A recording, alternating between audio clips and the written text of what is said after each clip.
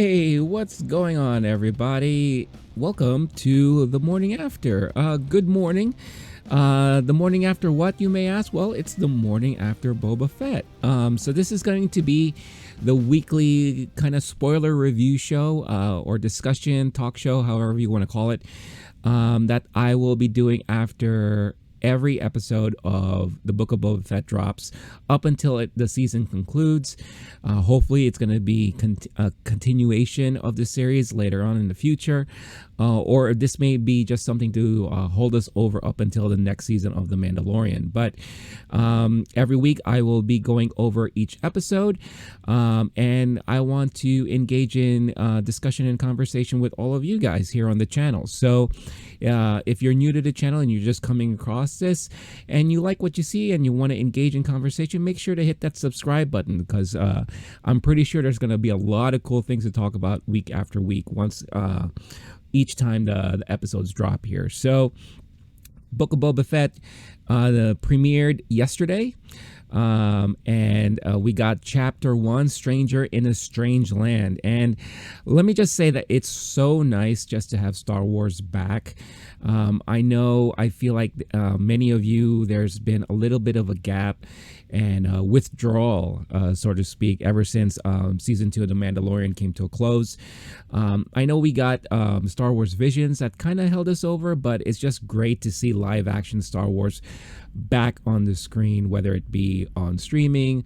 Not sure exactly when we're going to get any movies again, but it's just really, really good to see Star Wars back on TV.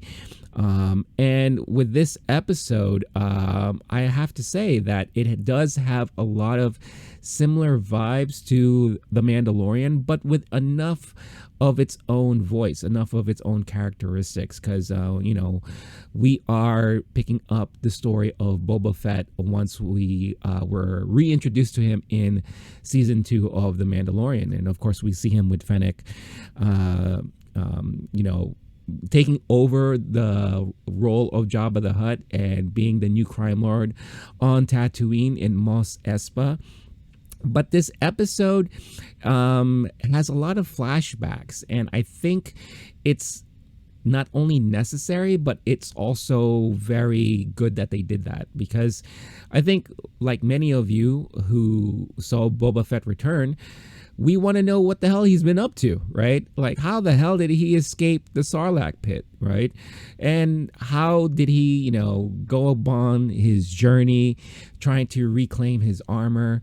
How did he end up, finally meeting the Mandalorian or meeting Fennec and all that?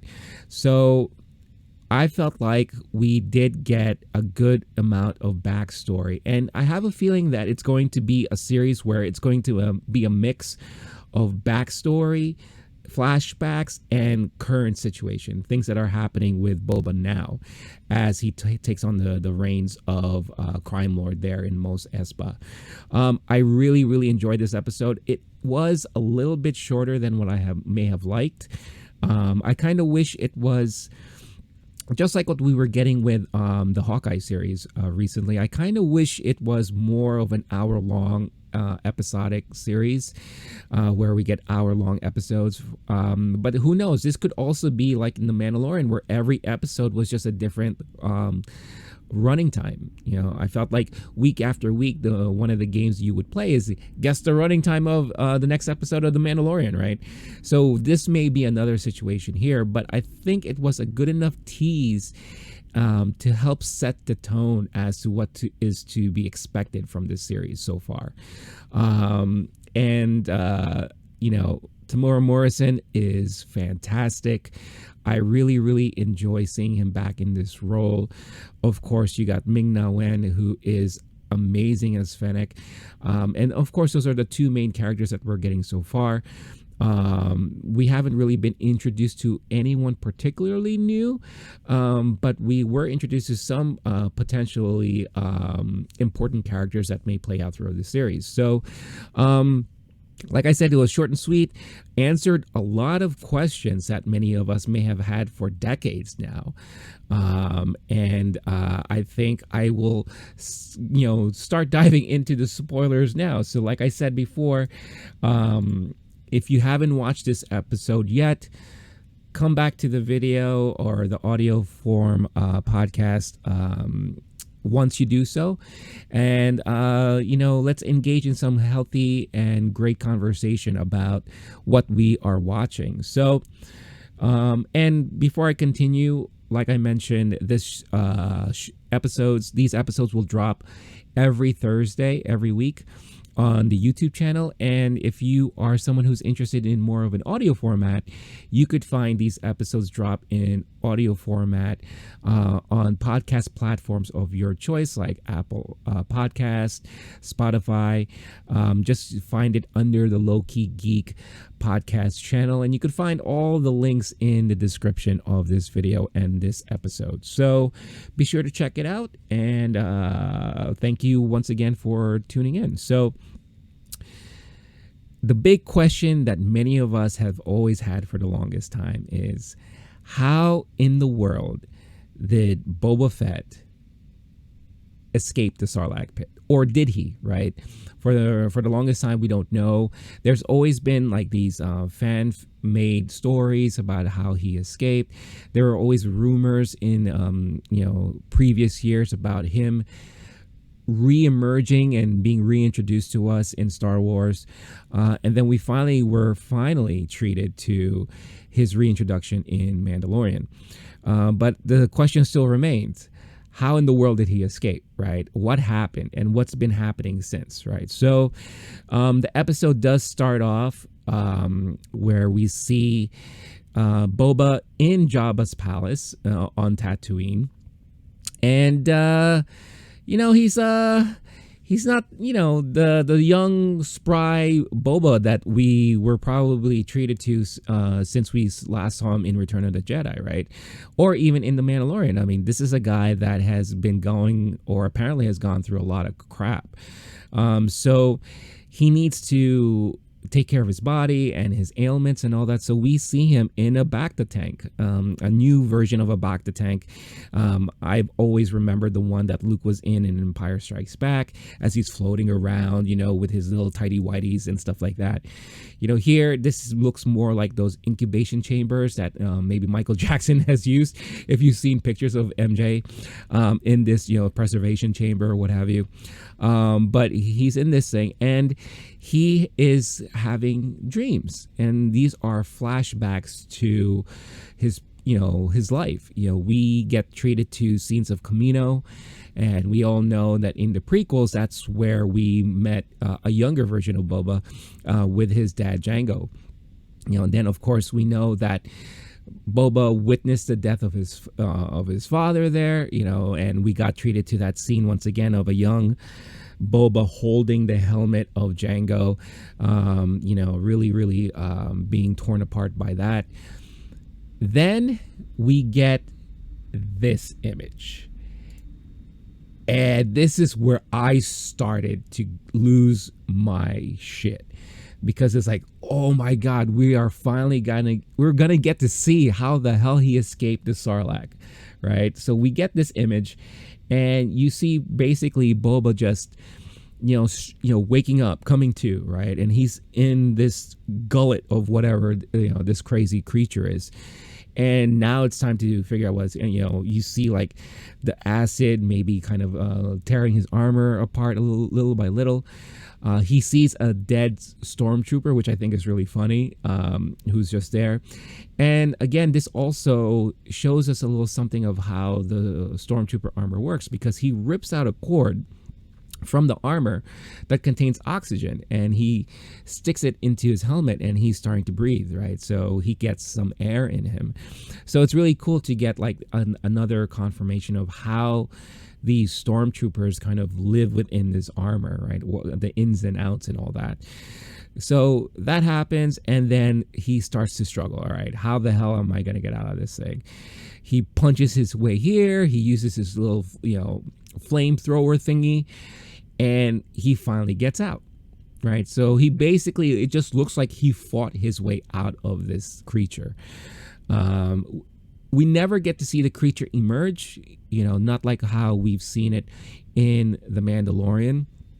This creature may have been a dormant-like creature, or a creature just lives in this one place. But he busts through the sand, and you see like the debris of the blown up Jabba's barge, the sail barge that Jabba, was on, and he was, taunting Luke and all that stuff like that. And of course, we know that they blew up the barge to make their escape. So it was nice to see that in the background as he's like climbing out and digging out. Very, very cool stuff.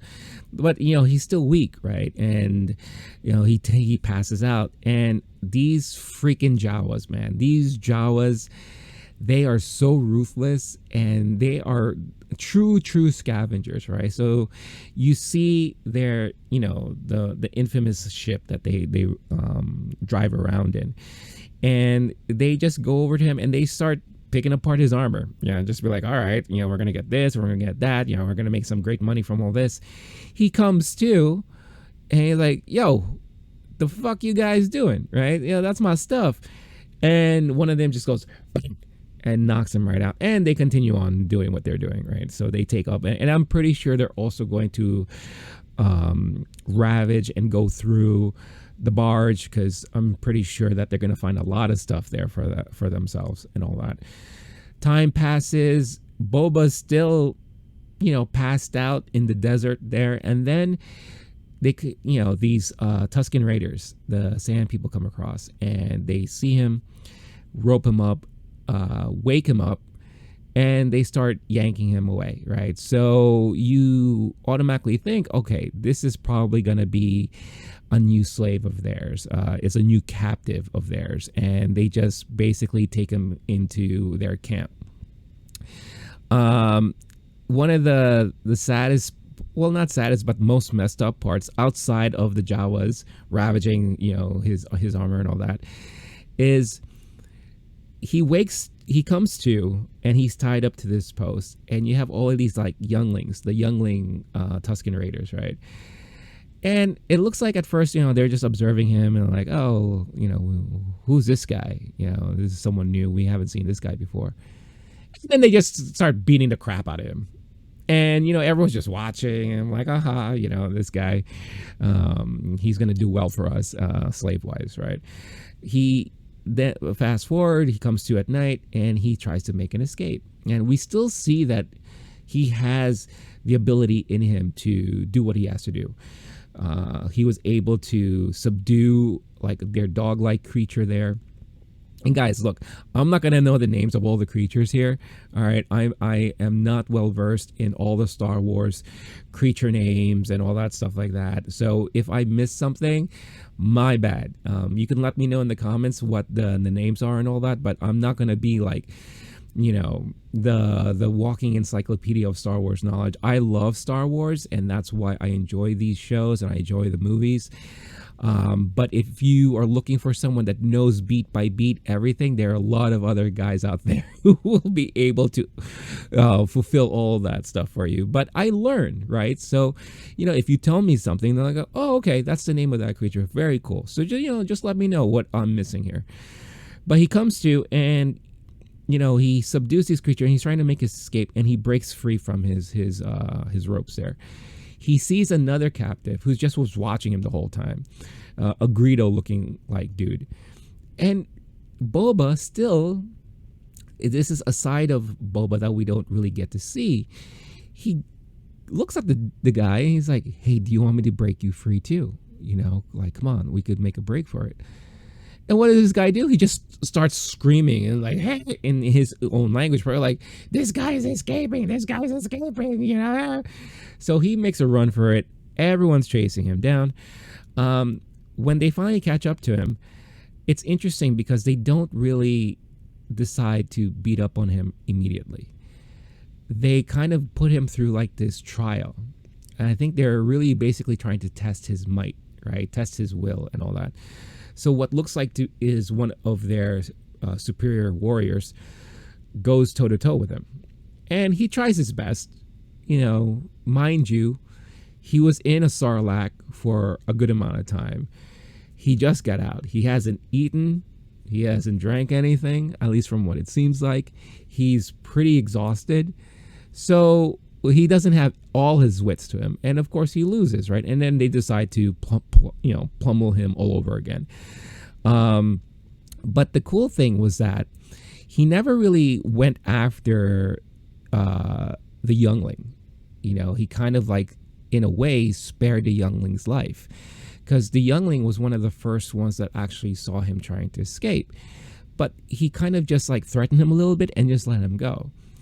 And that's going to come into play later on in the episode. So, we get to see a bit of that, and then we flash forward, and he's back at the back of the tank, and Fennec is there trying to wake him up.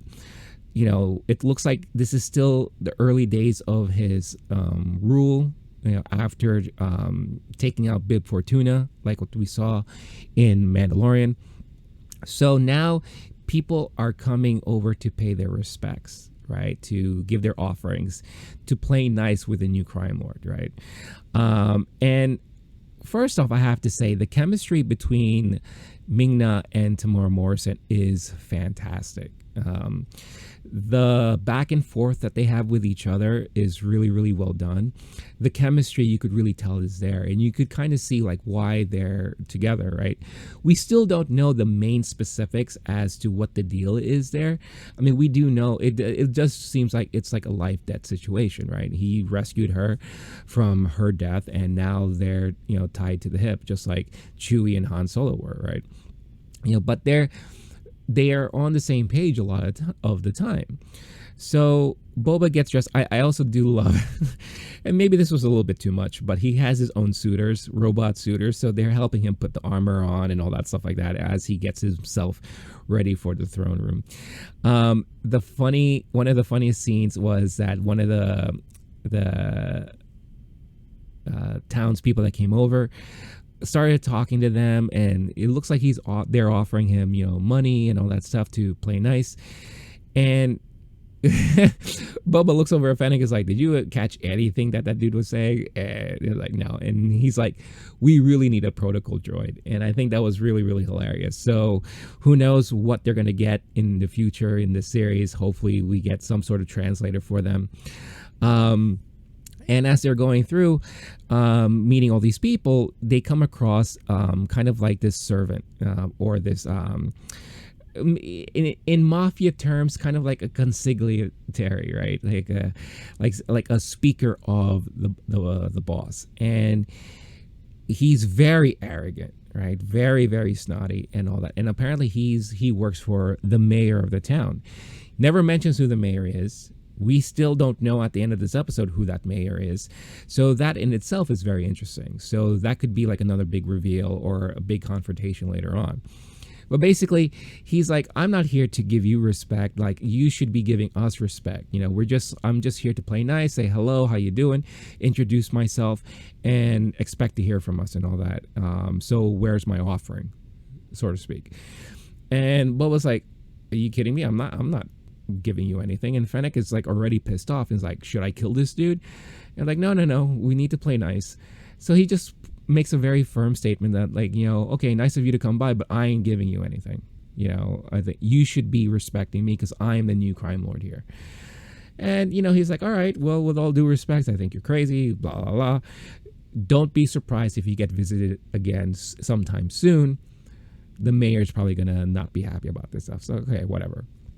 So they decide to go into town, and then we get to see Mos Espa, the big city there. And another funny joke that they made is like, you should have let them carry you around, like the huts they would parade around town being carried and all that. It's like, I'm not going to be carried. I'm walking. Like, this is different, like I am not here to rule by fear. I'm here to rule by respect. Right. And this is like something you saw in the teaser trailers. And I feel like that's going to come back and bite him. And there are reasons in this episode why that may be. But I have a feeling that attitude may have to change. But we don't know yet. Right. So he's walking around, And before that, sorry, I know sometimes I skip around. He made nice with these two Gamorrean guards who were very loyal to Bib Fortuna, and it sounds like very loyal to Jabba at one point. And basically, instead of killing them off because they refused to kind of give in, they refused to give themselves in. So instead, they were chained up. He's like, you guys are very loyal to your previous bosses. Will you be loyal to me in the same way if I spare your lives? And they kneel down immediately, and they do. So again, you get to see Boba the way he's really planning to rule here, and he's really, he's like, again, like he said, it's all about respect, right? It's not fear tactics. He's not like Jabba, where if it was Jabba, he'd like kill them immediately for not agreeing to things and all that stuff.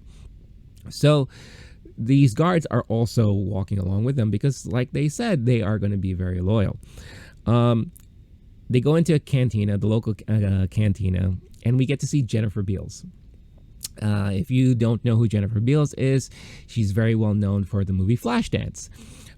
So it was really, really nice to see her in this role, playing really nice. And, he's like, I'm just going around ensuring everyone here in the town that business will be as normal. It's just I'm the new crime lord, right? And instead of sending out memos or people to speak for him, he himself is walking around introducing himself to everybody, which was pretty cool, right? And this cantina is very lively. It's not like the Mos Eisley cantina that we've seen in the movies. It's more vibrant. It has more life in it. A lot of people are having fun and they're enjoying. When they walked in, they were being offered to, clean their helmets.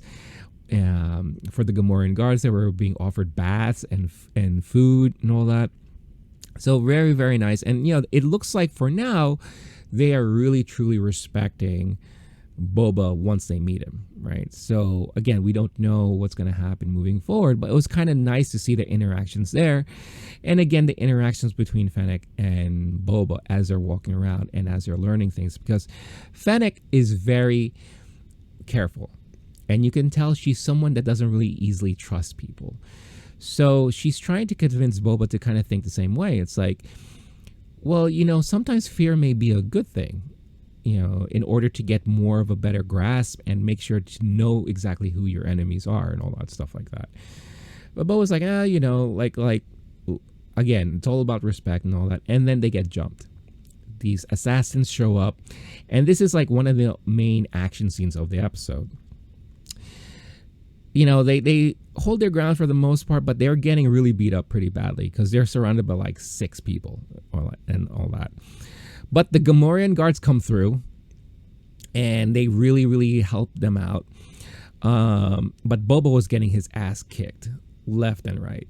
Him and Fennec were really having a hard time because these guys had these big shields and these big electronic sticks and all that. And they were really going to town on them. 3 of them was able to start to escape, right? And one of the again, even though Boba is trying to rule by respect, he's still a bounty hunter. He still is ruthless. And he sees one of them climbing up the building and he just shoots a rocket in it and basically blasts him away, right? Which was pretty freaking awesome. Fennec sees the other 2 and starts booking for them. Boba yells out at her. It's like, one of them has to be alive. Like, I want them alive, because he wants to start, asking questions and all that stuff like that. But Boba is like really, really hurt. So he's asking the guards, like, get me back to the back of the tank. I really need the back of the tank. So they do so. They take him back and all that stuff like that. The next part is Fennec basically chasing, running around the rooftops, chasing these 2 assassins. And one of the coolest things about this episode, and what I'm loving so far about this series, again, this is just episode 1, is that it feels like a real legit city. Now, we already know, if you've watched the behind the scenes of The Mandalorian, they use like I forgot what they call it, the view or whatever, the big thing where the studio where they have all the LCD screens all around, and they're projecting a lot of the imagery so that everyone can really like know how they're acting, know what they're looking at, know the scenery and all that stuff like that without any green screens, which is revolutionary, right?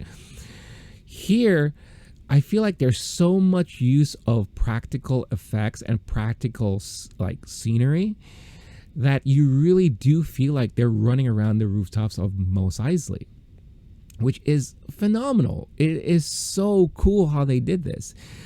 And I'm pretty sure Robert Rodriguez had a lot to say about that, because the episode that he directed in The Mandalorian felt very real too, because he used real locations instead of just staying within that studio, right?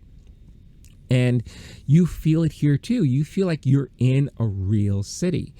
And I love the chase scene and all that stuff like that. And, you could see she is truly a badass, how she's able to maneuver her way around. Now, we've already seen her in like animated form, which is pretty cool in the Bad Batch. But to see live action Fennec do her shit is awesome. It's really, really cool. She confronts the two that are remaining, and it looks like they're about to surrender. And she looks at one of them, and as she's looking at the other dude, kicks the other dude off the roof. So he's dead, and is like, all right, now you're the prisoner. I'm taking you. So we have yet to see what's going to come out of the interrogation with that new prisoner that they took on. But we get to see Boba back in the Bacta tank because he needs to heal up, right?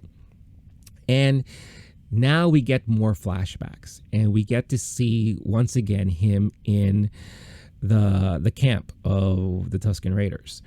And like I said before, the reason why the whole thing about the youngling, it's going to come to play here, where the youngling looks like he just is a little dicky kid, right? And he wants to have fun with these guys, and at the same time he wants these guys to do work for them, right? So he takes on Boba and the other Greedo looking dude. They go marching off into the desert, and basically he's asking them, first there's this one interesting scene where they're looking at a home that's being raided by some guys, and they beat up the homeowner and all that, and they're just looking, right? Not doing anything. They're just observing. And as Boba sees this guy getting beat up, you could tell Boba didn't really like seeing that. Again, you're getting a sense that Boba does have sort of a heart in him. Maybe he's had a change in, how he perceives the world, especially having a second chance on life, right? Because we've always felt like Boba was this ruthless bounty hunter, no shits given or taken, and he does what he has to do and all that, and he'll do what he has to do to get the job done. And we also kind of saw it in The Mandalorian too. So, but it looks like he has like this heart to him. So he didn't like seeing all that stuff, but then they go away. And this kid basically asks them to work for him, and they're looking for these little pods that contain water. And it was pretty funny because Boba, for the longest time, he's digging in the sand, and the Greedo dude, he keeps finding the pods, and he's like, "Yahoo! I did it! And Boba's like, "How come I can't find one?" Right? And it was really, and he's kind of taunting the Greedo dude. It's like, dude, we could have escaped. We, if you just went with me, we could have made it and all that stuff. And the guy's like, rah, rah, rah, rah, leave me alone and all that stuff. So they're doing that. And there's another scene where you just see the kid lounging. The kid's just lounging with his little dog creature. And he's like, la, la, la, la, la. And Boba's like, the fuck, man? Like, this kid, right? So Boba finally finds his pod. And of course, Boba is thirsty. So he just breaks it up and starts drinking it. And the kid comes over. It's like, what are you doing? So he was about to hit him, and Boba just catches the stick, right? And he's like, hey, I'm thirsty. Let me have this drink. And so he does it, gives it back, all that stuff. Very interesting. So he's really forming this interesting relationship with this little kid, with this youngling. And then the crazy stuff happens, which is the second biggest action scene of the episode so far. This giant creature with multiple arms, looks like something out of like a Harryhausen movie, comes out of the sand, and he's like, it's time to cause ruckus, right? He beats the crap out of the Greedo dude, right, and slams him into the ground, and so basically that dude's dead. And the kid is like, oh my god, what is this? He tries his best to go at the guy, at the creature, fails. He gets flicked off, right? The dog tries to go after the dude, flicked off. Boba's like, screw this, I'm doing this myself. He takes on this dude, uses his own chains to strangle him out and all that. And then you get that like hero moment. And basically it's the same hero moment that you see on the thumbnail of this episode, where he's just standing on top of the dead creature, holding the chains, like, Boba Fett, you know? So it's like a nice little hero moment. Then they go back into town. The kid's really happy. Somehow they got the head of the creature, and now it's a trophy, right? And the kids just go into the camp boasting, and it almost sounds as if like the kid is saying like, I did this, I'm the one who killed this creature, it was me. And Boba's just watching, just be like, all right, and all that. Now you see the chieftain, the same chieftain that was watching Boba get beat up by the younglings, the same chieftain that when they were chasing him down told their head warrior to, all right, go at him. Chieftain keeps looking at Boba, and at that moment, you feel like he's gained respect for Boba, right? So as this youngling is walking around town, boasting, like, look what I got, I'm the man. Chieftain walks over to Boba. He has his little pod, and he gives it to Boba. And Boba's like, damn right, you're giving me this. He drinks it. Episode ends. So this is where you're going to see the reason why I think respect is important. And you are probably going to see, or we're going to see, why Boba wants to rule by respect, because I think he's going to be learning a lot of things from the Tusken Raiders with his time there. And I'm pretty sure we're going to get more insights about his time there, because we know when he showed up in The Mandalorian, he had the gaffy stick and everything. It really, really looked like he learned a lot from the Sand People and gained their respect while doing it. And I'm pretty sure that's how he's going to carry on his life and his rule of Mos Espa as the new crime lord, taking over Jabba's throne, or Bib Fortuna's role and all that. So really, really awesome stuff. I really enjoyed it. I thought it was really, really well done, and I'm excited. But like I said, unfortunately, it was short because now I really want to see more. I want to see where things progress here, and I'm sure we're going to get a lot of stuff. I think the series is only 6 or 8 episodes. I'm not really sure. Correct me in the comments about that. But I saw a lot of people like on Twitter and all that saying, oh, they should have done the Hawkeye thing where they released 2 episodes immediately. I don't think that was necessary. I think what they're doing right now is good enough. I think they're giving us that tease, and they're setting the tone. They're setting the tone for the show. And they answered questions that most of us had for decades. Like I said, we found out the one thing we've always wanted to find out, especially after seeing his return in The Mandalorian, and how the hell did he get out of the Sarlacc pit? And they gave it to us. And it was a simple thing. It wasn't something so outstanding or ridiculous or whatever. It was a simple thing, and it made sense. And that's it. That's all you need, right? Now, what's making Boba who he is now, and how he's going to move on, and what is his real intentions with Mos Espa, and why did he decide to go back, take over Jabba's throne? Like, what is it? This is a new chapter in Boba's life, right? Hence Book of Boba Fett. And it'll be interesting to see what transpired to get him to this point and why he wants to do this moving forward. So I'm really, really excited to see what's going to happen, how it's going to tie into things, if at all it's going to tie into The Mandalorian a lot, how it might play with all this other Star Wars series that they're coming out with, like Ahsoka and all that. A lot of people are guessing who we're going to see show up on the show. I know there's a huge campaign out there about Cad Bane. Hopefully we could see like a Cad Bane in this. Who knows? I'm down for the ride, and I really, really liked what we got so far. So again, doesn't really matter at all what I think. I always say that what matters most is what all of you think. So definitely let me know a lot of your thoughts in the comments. What are some of the Easter eggs that maybe I've missed? Admittingly, I did watch this episode twice, but you always catch things when you watch it a third time or a fourth time or whatever. And since it was not that long, I think it was like 38 minutes or so, it's a very easy watch. That's why it's very easy to watch it twice, unlike hour-long episodes and all that.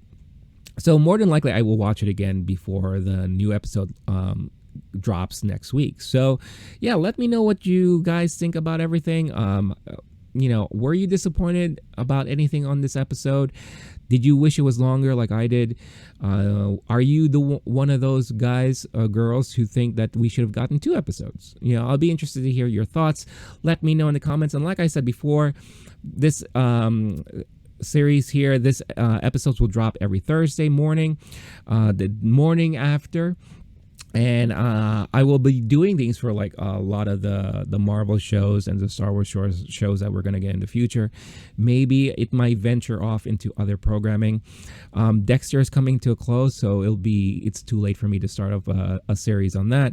But I will do my full review of Dexter once the series concludes. Stay tuned to the channel. I'll do also a quick discussion about Hawkeye and what I think about that. But thank you once again for tuning in. Don't forget to hit that like button and subscribe to the channel if you haven't done so yet. And don't forget, you could also catch audio forms of this show in the talking. That's another episode. That's another show I do. In the Low-Key Geek podcast channel on your podcast platform of choice. So until next week, stay cool, stay classy, stay safe, and I will catch all of you next time. Peace.